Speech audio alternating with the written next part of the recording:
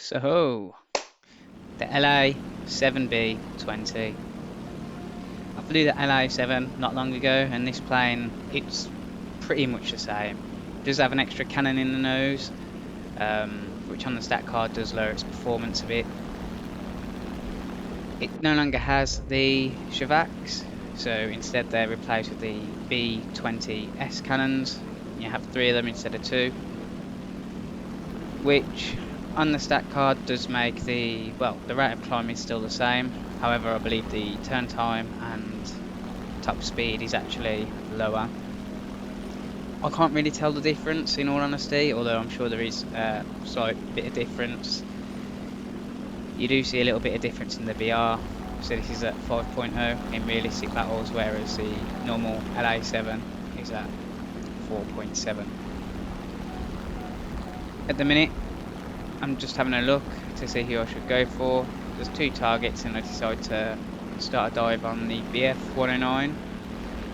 He's engaged and probably focusing on the Spitfire right now, so it's a good time for me to get in a few shots and take him down, and that's kill number 1. See the fucker wolf fly by, so I loop up and over, go to get on his tail. However, a friendly does manage to set him on fire there, and he will go into the ground. What I'm doing here is I'm just looping up, starting a little bit of a climb,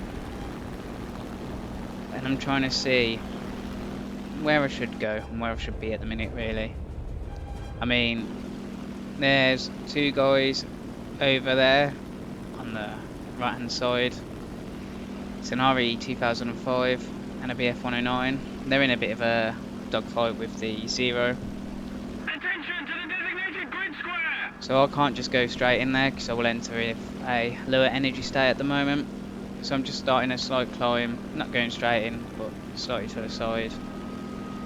And as they lower down a bit, I'll turn a little bit in. And you'll notice that I won't put myself at a high climb, a high angle climb.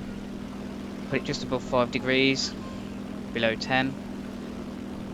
The reason for this is I see a lot of players seem to do the mistake of, well, climbing up far too high to what they need.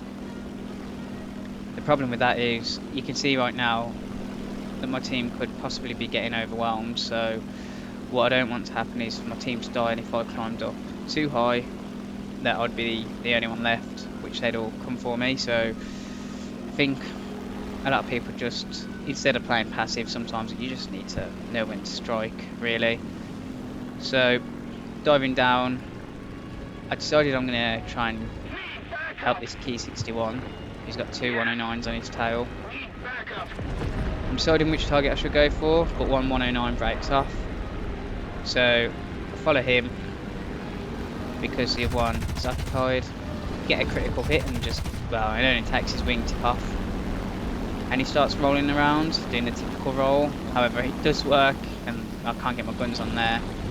So I try and get a few shots on the RE 2005, which was a bit of a reckless move to make, because that 109 could have hit me.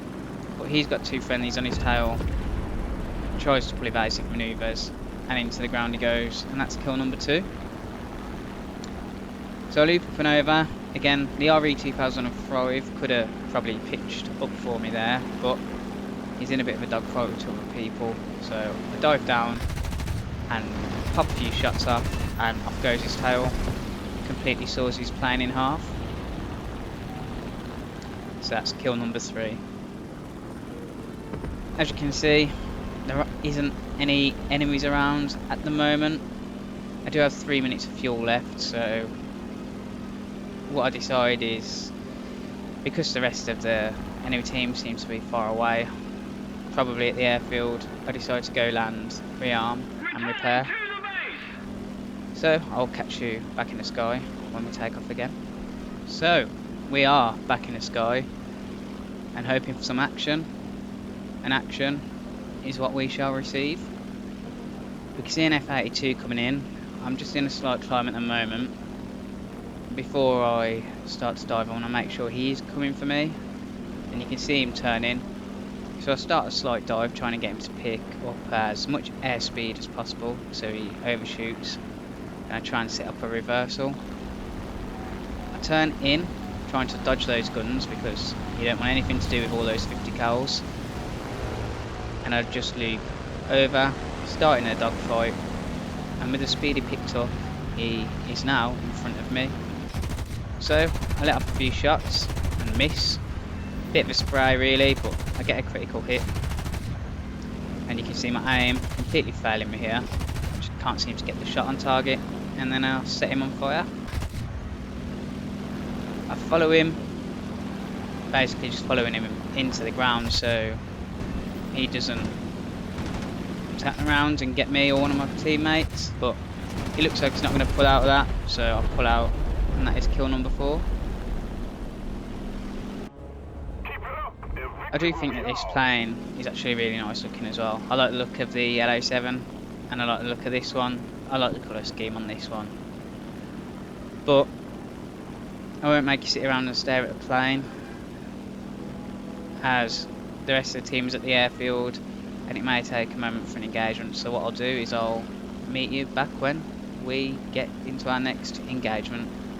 So here we are in our next engagement, and you can see me turning away here because what has happened is in those few minutes I've chased a fucker wolf who made a pro-gamer move and just ran back to the airfield,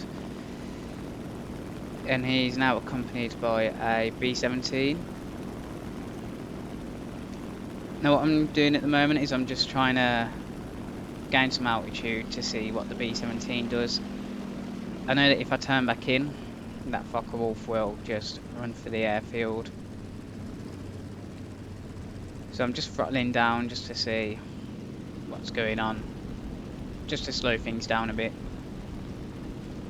But I start a gradual turn in, and I can tell that that B-17 is not going to go back to his airfield now. So I'm just trying to set up the most perfect approach that I can think of on a B-17. I zero throttle and start a dive, and I think this is just a really nice setup here for this bomber. And I start firing and take all sorts of chunks off the plane and get the kill, and that is kill number 5. Now for the remainder of the game, that fucker wolf just literally flies around his airfield until we win, so I won't make you watch that. What I will do is I'll just show you the results screen. I don't have premium, but I will show you the rewards anyway. But that's all from me. Over and out.